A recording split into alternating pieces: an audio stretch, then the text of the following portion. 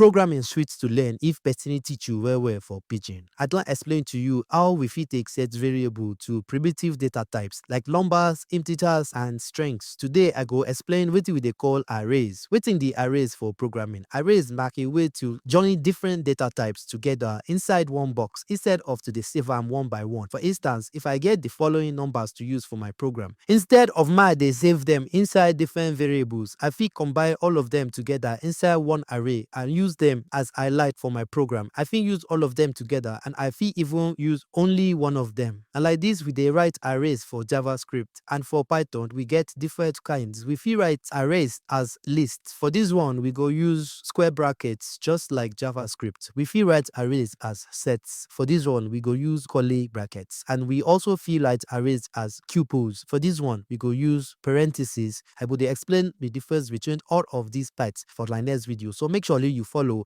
and you like this video. As usual, thank you for your attention on today's matter.